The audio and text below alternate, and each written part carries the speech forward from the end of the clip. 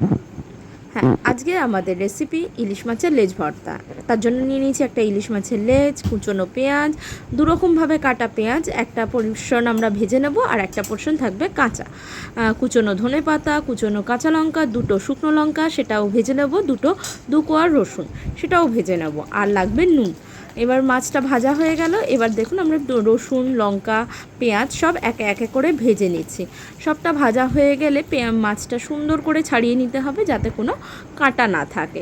মাছ ছাড়ানো হয়ে গেলে শুকনো লঙ্কা ভাজাটা নুন দিয়ে মেখে নিয়ে নুন, রসুনের কোয়া, ধনে পাতা, কাঁচা পেঁয়াজ, ভাজা পেঁয়াজ, কাঁচা লঙ্কা কুচি, শুকনো লঙ্কা সবটা সুন্দর করে মেখে নিতে হবে। আর অ্যাড করতে হবে নুন এবং ঝাল দুটোই আপনাদের নিজেদের স্বাদ অনুযায়ী, কেউ বাড়িয়েও নিতে পারেন, কেউ কমিয়েও নিতে পারেন। আর সর্বশেষে আমরা অ্যাড করব হচ্ছে মাছ ভাজার যে তেল, সেটা অ্যাড করার পর আমাদের ইলিশ মাছের লেজ ভর্তা সম্পূর্ণ রেডি হয়ে যাবে। ইলিশ মাছের লেজ ভর্তা বরিশালের মাওয়া ঘাটের খুব বিখ্যাত একটি রেসিপি।